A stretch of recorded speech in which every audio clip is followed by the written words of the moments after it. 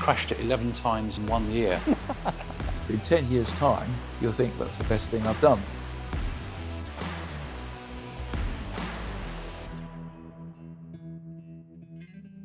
Hey, this is Tim. This is Howden Originals, where we're travelling around the UK, chatting to classic car collectors and classic motor traders. Today, I'm joined by Roger Bennington from Stratton Motor Company. Welcome, Roger. Thank you. Motor industry, where did it all start for you? Well, we go back a long way. I've been in the motor trade really all my life because my father was in the motor trade and he retired in '59 and I carried on with my apprenticeships after he'd retired. He bought a farm in Norfolk. I stayed in Essex and finished my apprenticeships, and sometime later I moved into Norfolk in about '65. Okay, and when did Stratton Motor Company start? How did that start for you? Basically, I was buying and selling sports cars from his farm, and in '72 this bill came up and we started Stratton Motor Company. So is it just the UK that Stratton Motor Company deal with? No, it's worldwide really, because originally, as you know, we were a new car distributor and we used to sell new cars in the UK, but about 10 years ago we were requested to keep the new car business. We had to build a new showroom and new premises, which was going to cost us about £6 million, and we decided that we wouldn't go that route. So we concentrated on the Heritage brand, and the Heritage brand grew very quickly, and it spread throughout the world. And over the 50 years that I've been in business here, we've made a lot of contacts worldwide, and so we draw work in from all over Europe, Saudi, New Zealand, Australia, America. So we enjoy a very good range of customers throughout the world. I don't think I've spent any time with anyone whose mobile phone goes off more than yours, to be fair. Yeah, okay. And that's obviously all the different time zones you're dealing with. So if I was in the market for buying an Aston Martin, you know, I could go online, I could go to various different dealers. What makes it special for me as a collector? You know, what's important for me to look at, and what can you bring to the table? Well, I think first of all you've got to consider what you're buying, and it's very important to have good advice from someone and pay someone to examine the car for you, because if you take a DB4 for example, you know, there's various stages you can buy a DB4. You can buy quite a cheap one from an auction. You can buy one privately, a little bit more, or you can pay quite a bit more money and have a properly restored car that's been done professionally. And those cars do make a lot more money. You know, you can buy a car maybe for £150,000 that's, you know, in a bit of a state, not really roadworthy, and people think, oh, well, I'll have that and I'll paint it up. But these cars, if you're going to restore them properly, the bodies have got to come off, the chassis have got to be shot blasted and repaired, and then they've got to be rebuilt. And it does cost about £300,000 to do one properly, but then you've got to remember you've got a car then that's going to last you 70 or 80 years, and you can pass it on to the next member of the family. So I think it's important, whatever you buy, that you take good advice on it. And there's no kind of quick turnaround on investment here then, so you're really in it for the long game, are you? Well, I think you have to decide what you're actually trying to achieve when you buy a classic car, whether you're actually buying it for fun, that you want to drive it, you want to do things with it.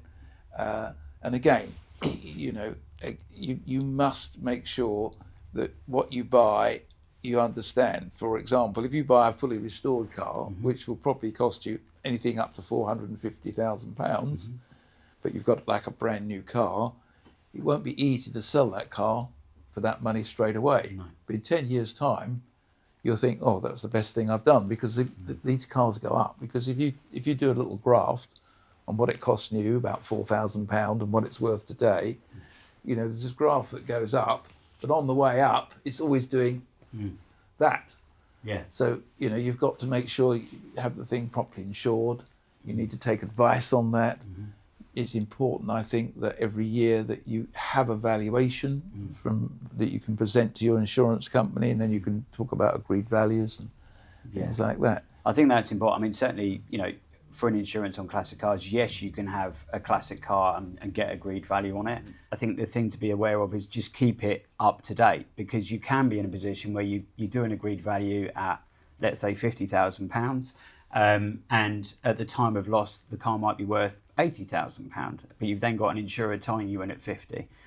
So there can be arguments sometimes to insure it on market value. But just be aware of the market as a buyer, or indeed as a motor trader. You just need to be aware of, what kind of value is there. But I think the difficulty can be, the analogies you've used is spending £150,000, then spending another £150,000 getting it right. Does that immediately make it worth 300? That can be a very difficult question to get an insurer to agree to that. But it's something, we can help with. But do you have much pushback on that? Well, I think, again, it goes back to having a proper valuation and an inspection on the car before you buy it. Because a lot of cars, people tell you that they've been restored, but they actually haven't. All they've done is they might have been retrimmed and they've been painted and they look very nice. But what's under the aluminium, that's what is important. So a proper restoration, the body has to come off. And that we have to get back to the chassis and repair that first. It's a waste of time trying to paint a car until you've done that. And that's the important bit. Then you've got a car for life. Yeah. Okay, so why Aston Martin? I mean, it's obviously British. Why is Aston Martin is the mark that you've gone for, that you love? And well, I've always been fond of Aston Martins, even as a kid. They used to come into the garage when I was, still at school, and I could see them. Used to go to the motor show, and we always used to go to the Aston stand. And I managed to get my first Aston in about 1968. And since then, I've never not had an Aston Martin. And now, I think there's over 200 on site today. So there's always plenty of Aston Martins here, and it's, I just love them all. And have you got a favourite? Have you got a favourite model? They're all favourites. A very good answer.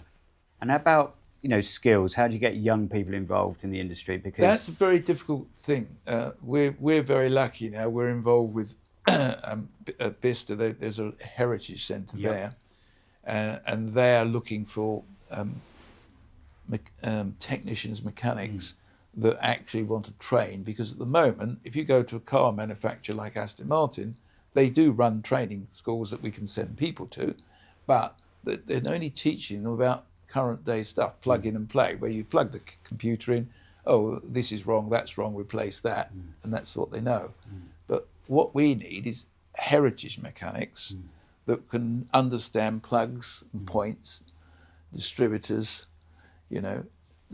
and get back to basics, to take a starter to bits, to take a dynamo to bits, to repair and put it back together. And that's what the current technicians don't do, and they're not trained to. Yeah. That's the Heritage Skills Academy, isn't it? So I think they've got a base in Bicester, but also in Brooklands. They have, yeah. And I think the other thing is transferable skills, isn't it? Because if you get a car in, you can't just say, right, you just do that bit. There's got to be some, you've got to be doing fabricating, you've got to be able to do coach trimming, you've got to be able to do... Bicester now are offering, we've got one on bodywork now, and they're training them to do aluminium shaping. Because all the wings are made out of a flat piece of aluminium for a car. They're just hammered into shape, and we're very lucky. We've got a close working relationship with that establishment, and we've got 3 apprentices now coming on, and our plan is to take apprentice on, new one every year. So over a 5-year period, we've got people coming every year that are going to be fully skilled. That's fantastic. So we've squared off the future of the cars, and we've squared off the future of the skills. So global market, obviously there's a lot of UK collectors. Where do you see the market moving across the world? Where is there really keen interest on classic cars at the minute? Well, it runs around because obviously with recessions and financial climates changing, when you're doing well in the UK, you may not be doing well in the continent. And then when it slows down in the UK, suddenly it perks up somewhere else. So you just have to, work with the flow and just keep it all running. But we're lucky. We've been doing it for a long time.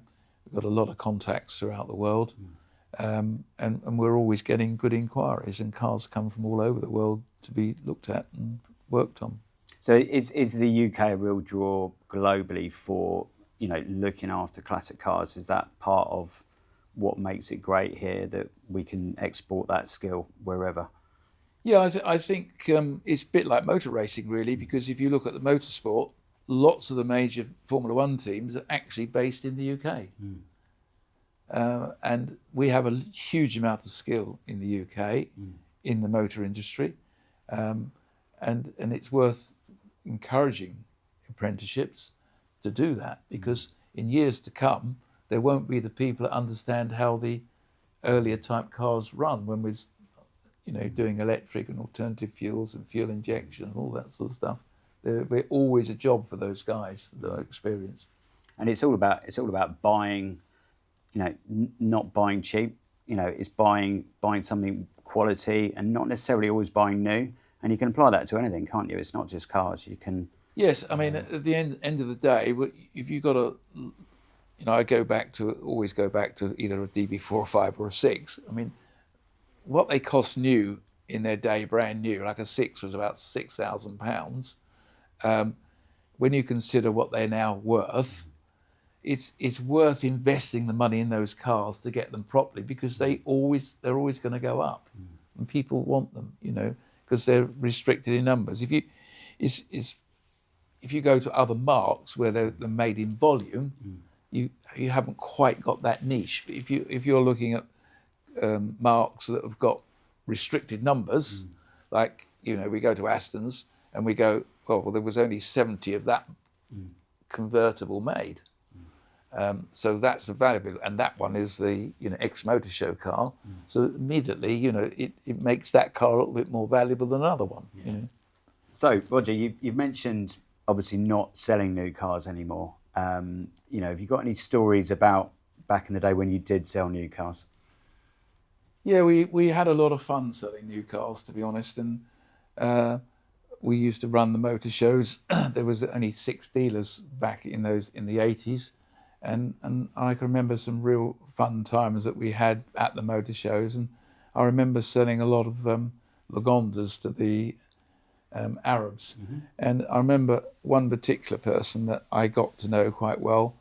His assistant rang up one day and said, His Highness is arriving in London this week, and he'd like to see a Lagonda. Could you bring one up? And I said, yes, of course.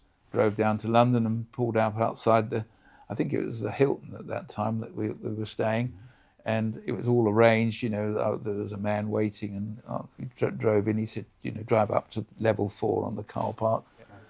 So we drove up to level 4, and there's not hardly any cars on it.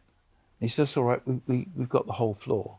So the first thing you've got is the whole floor of the car park, and then His Highness is busy at the moment, but he's reserved you a room, whatever you want. And if you want to order dinner or something, he's going to be tied up for a little while. We'll give you a call when he's ready. Anyway, there I was, watching a bit of TV, waiting for him. Suddenly, a knock on the door. His Highness is ready. He's coming to, you shoot out, jacket on, and race down the corridor. And there's this entourage going down the corridor, following him in his white robes and everything.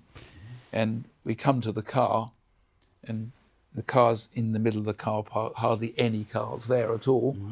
We walk round the car, and he looks at it, and yes, I like it. Yes, I'll take it. And there's no mention of money, and he just goes like this. And someone comes over with a case, and you open the case, and it's full of cash. There's enough cash. And then he says, "Thank you very much," and he starts to walk out towards the door. He says, "Oh, Mr. Roger, tomorrow can you bring me another one?" And then he would disappear. And you think, oh, we've done that deal, we shut the case, and off you go. You just walk down the stairs and jump into a taxi, and I can't remember what the prices were then. They're about 80 or 90 grand for a Lagonda. And you get into the car, you get into your taxi, jump on the train and go home. And I thought nothing of it, And then when I got home, I thought, actually, it's a bit silly taking all this money, So the next time, I had a man pick me up, and then the next time I thought, oh, actually, I'm going to see if I can pay this money into a bank. Sold him another car. He looked and he said, yes, okay, same procedure. The money came in a case. And I said, sir, you wouldn't mind if I borrowed a couple of your gags? I'd like to walk this down and put it into the bank. Yeah, no problem. You go. And we went down to the bank, and I can't remember what branch. I think it was a Lloyd's Bank, actually, with this case, up to the counter, presented this case to the girl behind there. We just casually opened it, counted it all up. What's your bank details? And we paid it in. And it was so easy to do. Could you imagine doing that today? I mean, it just wouldn't happen, would it? You'd have all sorts of people checking up on you, paying in lumps of cash. That's an amazing story. We used to do it all the while, you know, and I had a nice collection of briefcases over the years. Oh, you got to keep the cases as well. Yeah. That's fantastic. Roger, it's been an absolute pleasure chatting to you today on Howden Originals. I really appreciate your time. You're a very busy man. Thank you. It's been a pleasure.